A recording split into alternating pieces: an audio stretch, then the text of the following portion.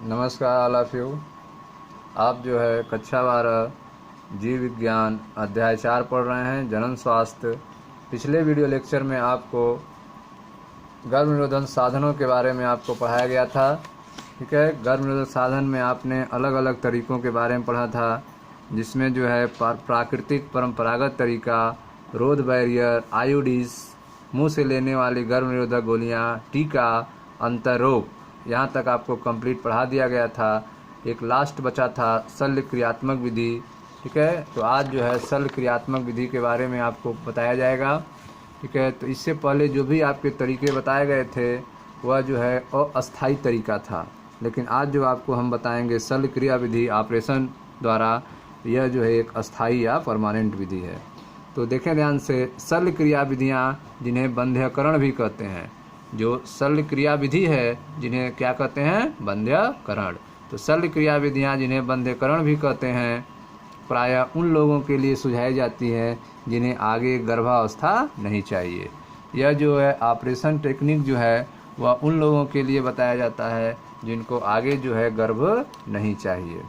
तो शल्य क्रिया विधियाँ जिन्हें बंध्यकरण भी कहते हैं, प्रायः उन लोगों के लिए सुझाई जाती है जिन्हें आगे गर्भावस्था नहीं चाहिए, तथा वे इनसे अस्थायी माध्यम के रूप में, चाहे पुरुष में होता है चाहे स्त्री में से कोई एक अपनाना चाहते हैं। तो आप देख रहे हैं कि यह शल्य क्रिया विधि बंध्याकरण जो है यह एक अस्थायी माध्यम है। ठीक है, और यह गर्भावस्था को रोकता है। यह चाहे पुरुष करा लें चाहे स्त्री करा लें, दोनों में यह ऑपरेशन हो सकता है, अपनाना चाहिए। शल्य क्रिया की दखलंदाजी में आप देखें कैसे किया जाता है, पहले समझ लें, उसके बाद फिर देखते हैं। ये आप दो फिगर आप देख रहे हैं, शुक्रवाहिका उच्छेदन, इसमें यह जो है यह नर जनन तंत्र का फिगर है, जिसमें आप देख रहे हैं यह आपका वृषण है। वृषण से यह जो शुक्रवाहक निकल रहा है, ठीक है, शुक्रवाहक नली दोनों से, तो इसको बीच से इस शुक्रवाहिका नली को काट दिया जाता है। काटने के बाद इन दोनों को बांध दिया जाता है, जिससे शुक्राणु जो है आगे नहीं जाने पाते हैं। इधर भी आप देख रहे हो, इस नली को भी काट दिया गया है और काटने के बाद बांध दिया जाता है। तो यह जो क्रिया जो है पुरुषों में किया जाता है, जिसको कहते हैं शुक्रवाहिका उच्छेदन। ठीक है, शुक्रवाहिका उच्छेदन है, यह काफ़ी आसान टेक्निक होता है।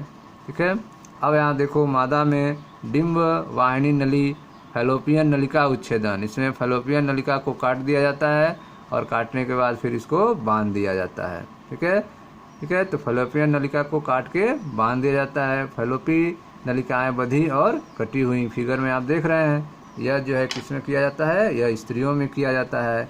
यह जो है काफ़ी कठिन होता है ऑपरेशन, लेकिन यह जो पुरुष में होता है यह काफ़ी आसान होता है। तो एक जोड़े जो हैं, चाहे स्त्री चाहे पुरुष, कोई भी ऑपरेशन करा सकते हैं जिनसे गर्भाधान से बचा जा सकता है। अब देखें ध्यान से, शल्य क्रिया विधियाँ जिन्हें बंध्यकरण भी कहते हैं, प्रायः उन लोगों के लिए सुझाई जाती है जिन्हें आगे गर्भावस्था नहीं चाहिए, तथा वे इन्हें अस्थायी माध्यम के रूप में स्त्री या पुरुष में से एक अपनाना चाहते हैं। शल्य क्रिया की दखलंदाजी में, ठीक है, शल्य क्रिया की दखलंदाजी से युग्मक परिवहन रोक दिया जाता है। तो शल्य क्रिया से क्या किया जाता है, जो युग्मक हैं, शुक्राणु हैं या फिर अंडाणु हैं, उनको जो है आगे आने से रोक दिया जाता है, उनको उसके रास्ते को बंद कर दिया जाता है, जिसके कारण गर्भाधान नहीं होता है। तो शल्य क्रिया की दखलंदाजी से युग्मक परिवहन अर्थात संचार रोक दिया जाता है, जिसके परिणाम स्वरूप फलतः गर्भाधान नहीं होता है। बंध्यकरण प्रक्रिया को पुरुषों के लिए शुक्रवाहक उच्छेदन, ठीक है, वासेक्टोमी, और महिलाओं के लिए डिम्ब वाहिनी फैलोपी नलिका उच्छेदन, ट्यूबेक्टोमी कहा जाता है। तो पुरुषों में इसको वैसेक्टोमी कहते हैं और महिलाओं में इसको ट्यूबेक्टोमी कहा जाता है। जनसाधारण इन क्रियाओं, ठीक है, जनसाधारण इन क्रियाओं को पुरुष या महिला नसबंदी के नाम से जानते हैं। तो यह साधारण भाषा में पुरुष या महिला नसबंदी के नाम से जानते हैं। शुक्रवाहक उच्छेदन में अंडकोश, ठीक है, स्क्रोटम शुक्रवाहक में चीरा लगाकर, चीरा मारकर छोटा सा भाग काट कर निकाल अथवा बांध दिया जाता है। तो इसमें आप देखें पुरुषों में जो है यह ऑपरेशन जो है क्या किया जाता है, तो शुक्रवाहक उच्छेदन में अंडकोश स्क्रोटम शुक्रवाहक में चीरा मारकर, यह शुक्रवाहक हैं, इनमें या तो आप चीरा मार के इसके छोटे भाग को काट के निकाल दें दोनों से, या फिर इनको काट के बांध दें। ठीक है, इस तरीके से यह किया जाता है। जबकि स्त्री में उदर में छोटा सा चीरा मारकर, ठीक है, चीरा मारकर अथवा योनि द्वारा डिम्ब वाहिनी नली का छोटा सा भाग निकाल या बांध दिया जाता है। इसमें भी डिम्ब वाहिनी नली को छोटा सा हिस्सा काट के निकाल दिया जाता है या फिर इनको बांध दिया जाता है। ठीक है, तो यह तकनीकें बहुत ही प्रभावशाली होती हैं, पर इनमें पूर्व स्थिति लाने की गुंजाइश बहुत ही कम होती है। यह तकनीक जो है काफ़ी प्रभावशाली है, लेकिन दोबारा इसको फिर से जोड़ा नहीं जा सकता है। दोबारा जुड़ने की संभावना क्या होती है? बहुत कम होती है। ठीक है, तो पुरुष में क्या कहते हैं? इसको शुक्रवाहक उच्छेदन कहते हैं, वैसेक्टोमी कहते हैं, और महिलाओं में डिम्ब वाहिनी नलिका उच्छेदन ट्यूबेक्टोमी कहा जाता है।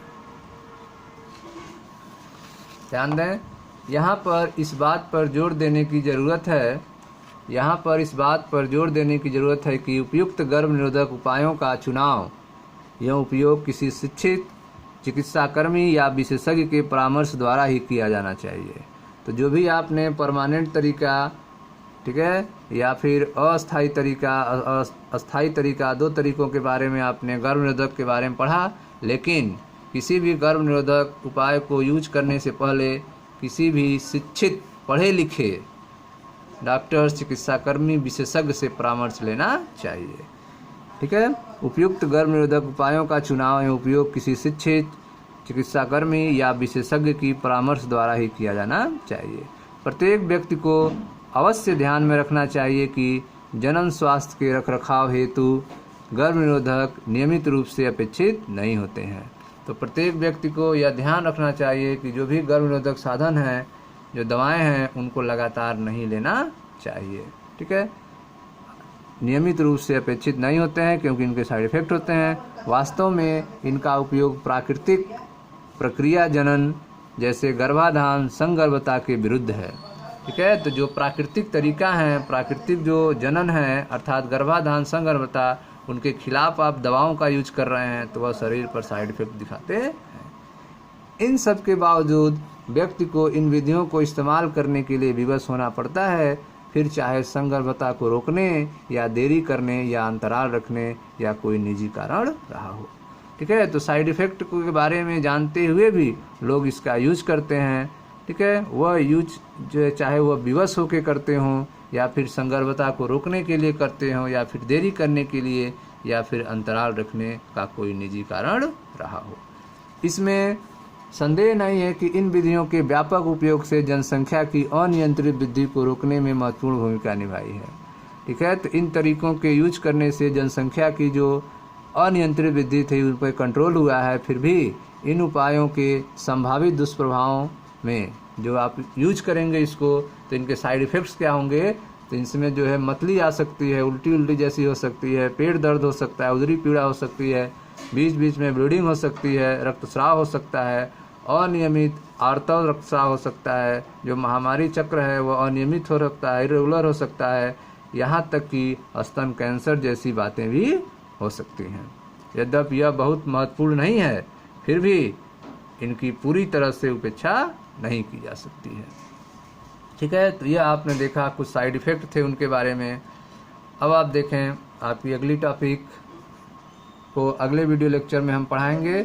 यह आपका जो है कंप्लीट हो गया दूसरा टॉपिक, जिसमें आप जो है अप्राकृतिक तरीके और प्राकृतिक तरीकों के बारे में देखा। प्राकृतिक तरीकों में आपने अलग अलग विधि देखा और अप्राकृतिक में जो है परमानेंट और ठीक है अस्थाई तरीका और अस्थाई तरीका देखा। ठीक है, तो आपकी हेडिंग चल रही थी जनसंख्या विस्फोट और जन नियंत्रण। यह आपकी अध्याय 4 जनन स्वास्थ्य का दूसरा हेडिंग कंप्लीट हो चुका है। अब आपको अगले वीडियो लेक्चर में तीसरा हेडिंग बताया जाएगा संगर्भता और चिकित्सीय समापन के बारे में। धन्यवाद।